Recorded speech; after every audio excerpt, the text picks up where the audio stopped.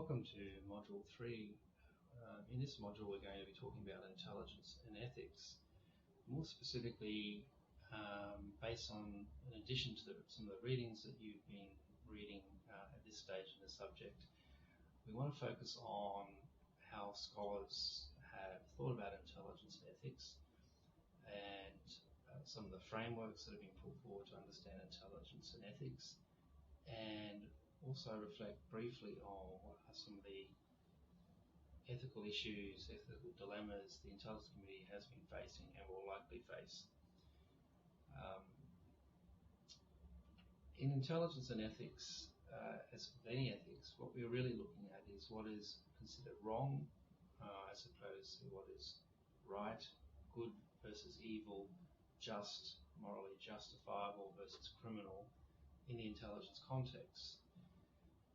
And in any public sector agency, these questions of morals and ethics are complex, and no more so, I think, than the intelligence world, where there are a lot of grey issues that need to be picked through in different circumstances and different contexts. So often in the intelligence world, there are no black and white solutions to some of these ethical issues that are thrown up from time to time, and we'll come back to that. But as I said, what we're going to do briefly in this session is try and see how intelligence ethics terminology has been used, whether a framework can be put forward to better understand some of these ethical issues in the intelligence context, and also just very briefly reflect on some of the ethical issues that our intelligence communities are facing now and likely will in the future. Probably in addition to the realist, consequentialist and deontological descriptor of intelligence practice that you've already read about, just war theory has in recent decades dominated a lot of intelligence ethics thinking by scholars and to some extent within the intelligence community. Now, just war theory obviously relates to the just causes for going to war and the conditions, the moral conditions for waging war. These are principles obviously that are well grounded in military ethics and international law in relation to conflict, and many intelligence scholars, but not all of course, are of the view that just war theory is also applicable to helping us sort out intelligence ethical issues. So there are two broad principles, moral principles that underpin just war theory. The first, jus ad bellum, is whether the causes of war, even before you go to war, are morally permissible. And these relate to the 5 principles that are here. Is the war in self-defense against an aggressor? Is it about bringing cessation of state aggression in a quick way?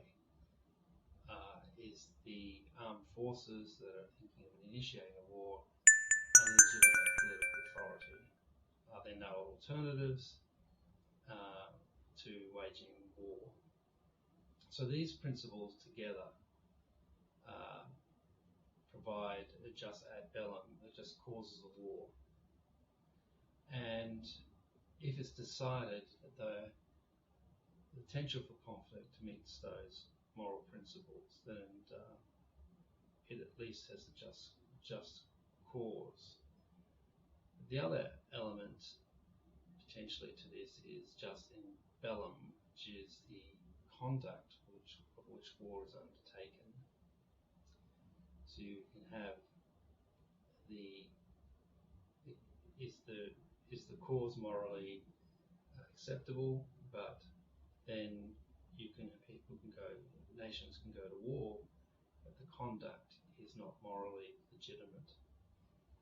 So there are three principles that decide whether the conduct of war is morally permissible, appropriate. These are the principles of discrimination,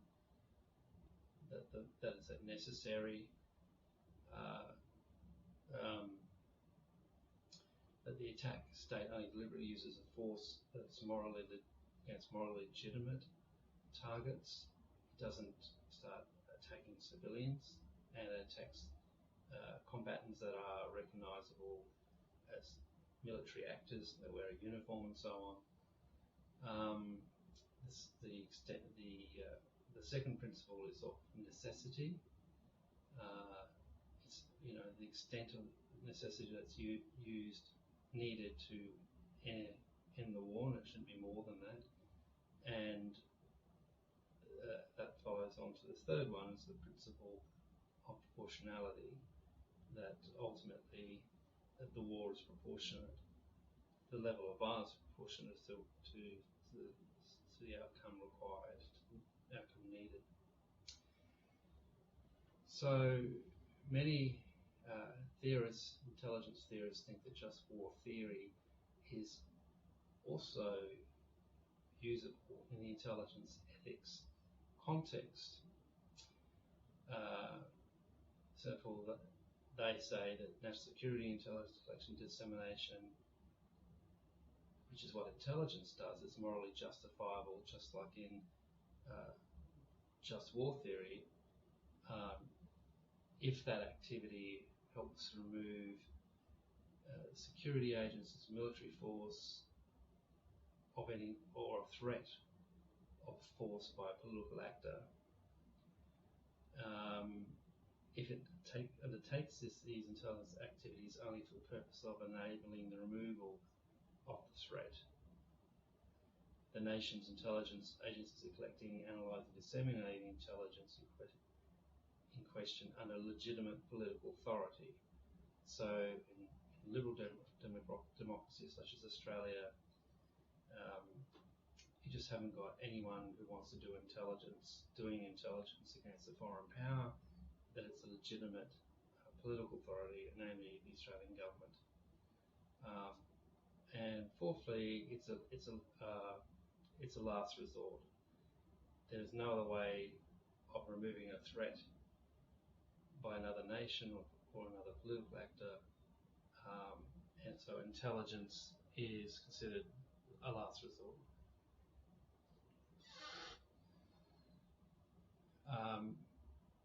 So actually applying intelligence is considered just if also there's a reasonable chance of enabling the removal of a national security threat posed by other nations or political actors, and that basically if the nation undertakes these intelligence activities, then the result, or all things considered, will be better if it did not, in terms of protecting its own people. So if these conditions 1 to 6 are met, these are the conditions under which it's morally permissible just for someone else to be targeted by an intelligence agency. This is called jus intelligenti. It's similar to jus ad bello in some scholars' eyes.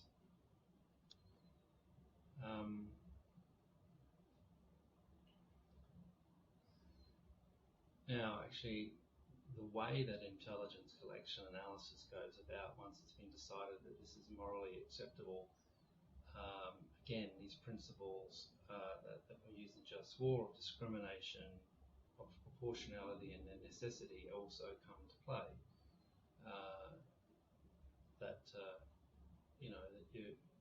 Discriminations against specific targets.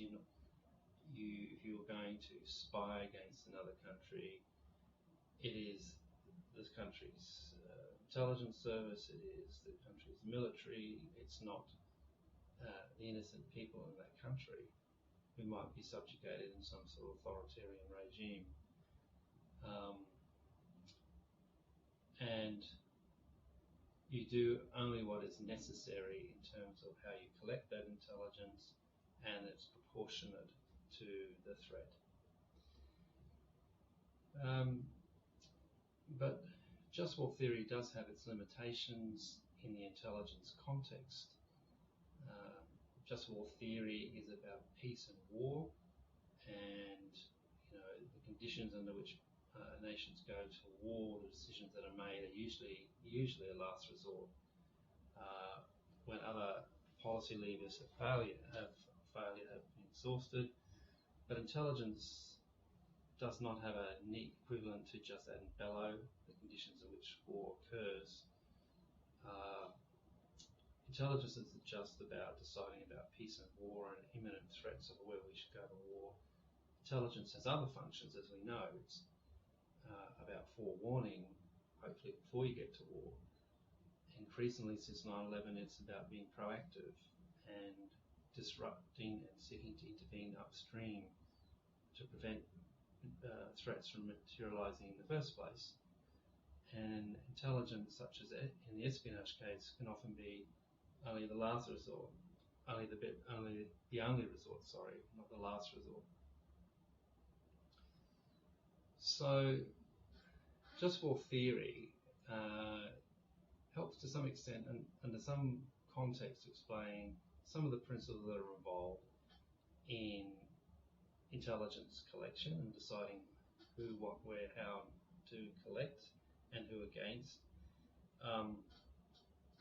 But it doesn't neatly necessarily transfer across and help us understand, help us frame all intelligence ethical dilemmas. So there remain many moral hazards in using intelligence by states that just war theory does not necessarily provide appropriate ethical risk management. And we've seen in recent decades several examples of ethical dilemmas as well as legal dilemmas where just war theory may not be able to completely help us understand these issues, these ethical issues, and how to deal with them and how to manage them. So coercive interrogation under the Bush years, not only illegal, but clearly profoundly morally problematic. Provenance intelligence, where in Western intelligence agencies have, during the war of counterterrorism, particularly again during the Bush administration, have got their intelligence from, and I wonder what conditions that intelligence was gathered in states which don't have the usual checks and balances that we see in Australia in terms of how prisoners are treated and what is considered appropriate interviewing technique, appropriate interrogation techniques versus torture. The increasing use of data surveillance, metadata on social media, lower levels of reasonable suspicion for surveillance and covert entry. We're seeing that in Australian law, that it is easier for agencies like ASIO and AFP to use much more less clearer, lower levels of reasonable suspicion, burdens of proof to get warrants for entry into people's premises, for covert searching, for installing listening devices and so on. I think the Snowden revelations have continue to open up a broader dialogue in liberal democracies about what is a legitimate intelligence collection, what is a legitimate secret, and what should be more transparent and known to the public. Targeted killings, of course, particularly under the Bush-Obama years, by drones. Who gets to decide who gets executed? What are the ethical and legal implications of that?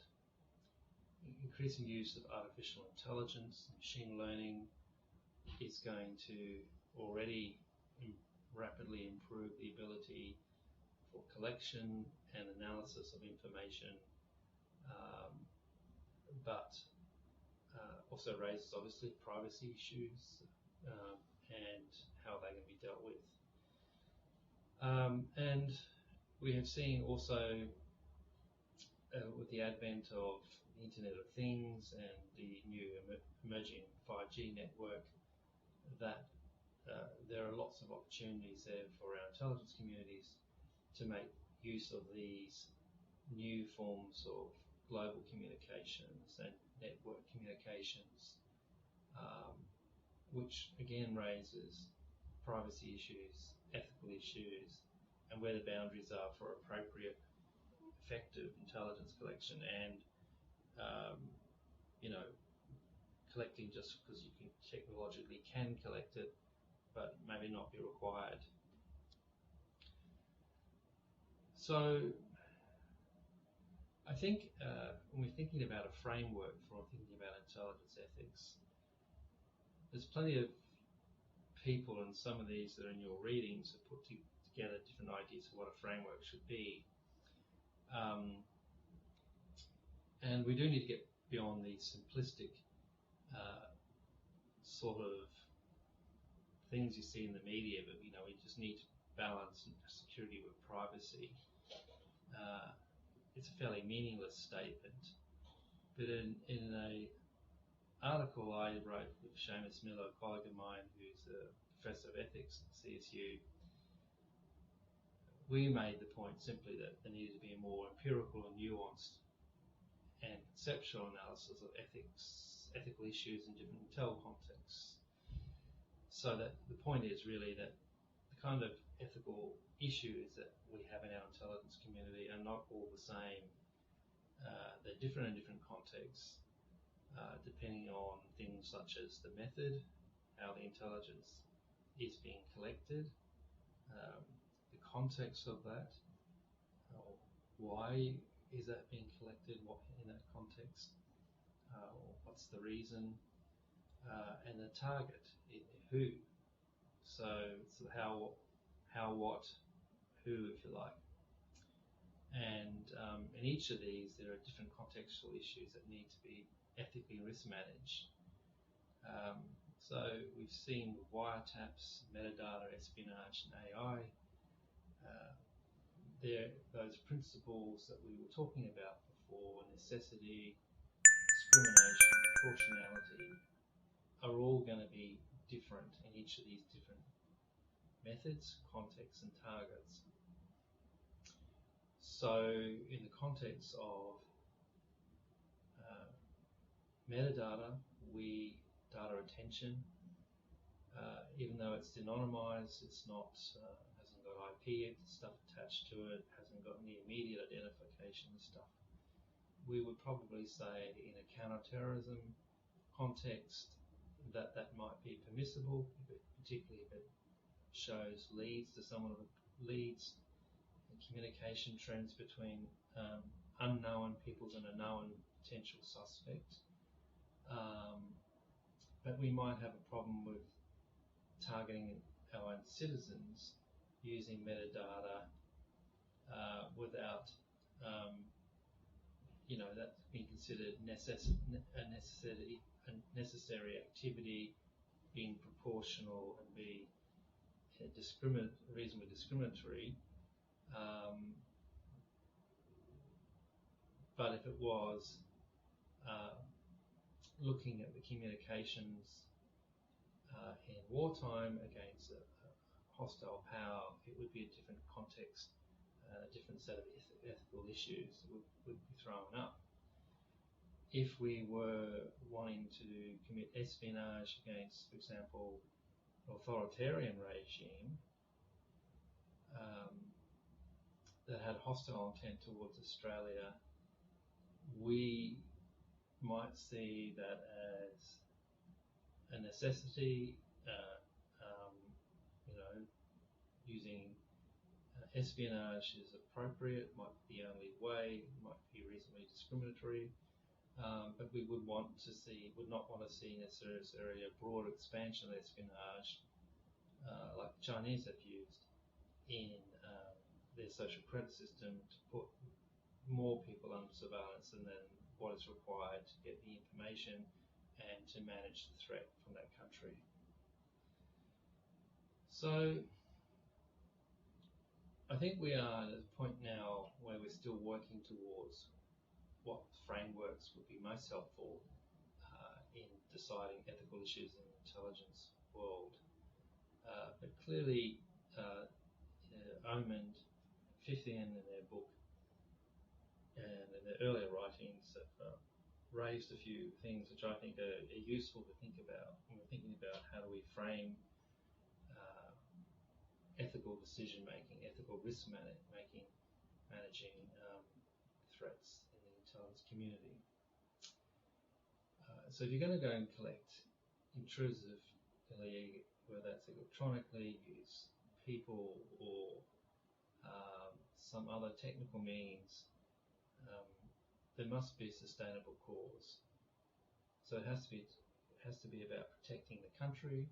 It has to be the national security threat has to be considered serious to the well-being of the country, to the economic and social and national security well-being of the country. There must be integrity of motive.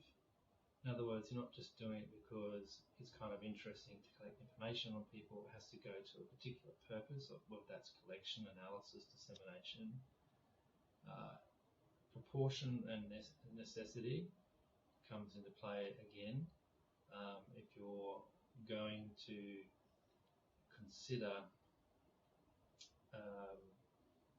surveillance under a suspect, what is proportional and what is necessary to get that information reliably, safely? Is physical surveillance simply following the person's activities from a distance proportional and sufficient and necessary, or does the suspect's premises, home address, have to be has a listening device installed, some other video installed, which will pick up the information you need, but may also be a greater sort of burden on the innocent family, perhaps, that living with that suspect, who are not under investigation. Any ethical collection or analytical issue that is raised has to be validated by the right authorities within the intelligence agency.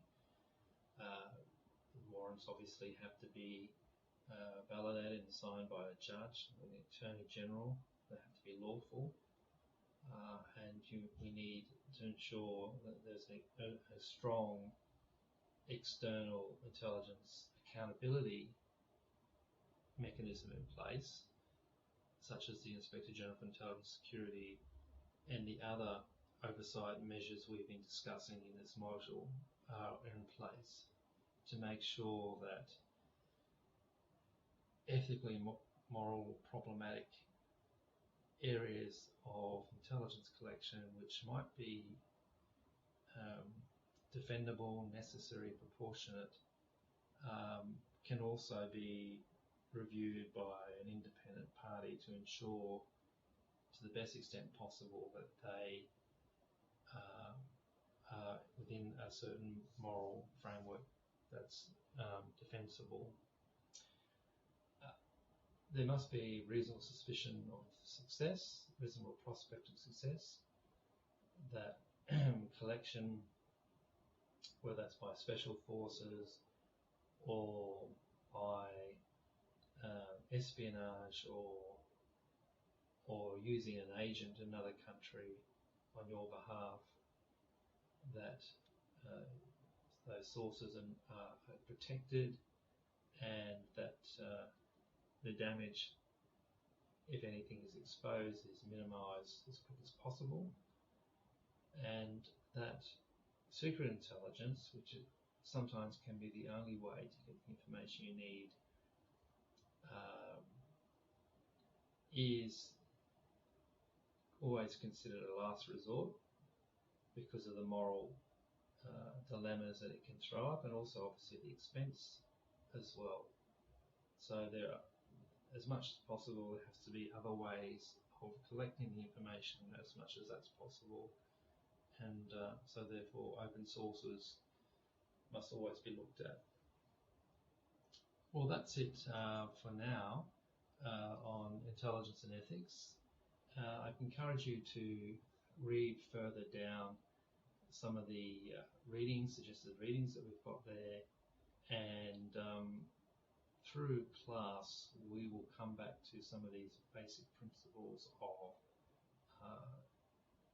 intelligence, ethics, just war theory, and then what other intelligence ethical issues we think are going to come up that us as practitioners and that the intelligence community need to continue to understand. There are many of these, and as I said, it's not a question of just balancing between privacy and security. The debates, the analysis needs to be a lot more nuanced, and I hope this brief discussion shows you the nuance, the complexity of some of these ethical issues. Thank you.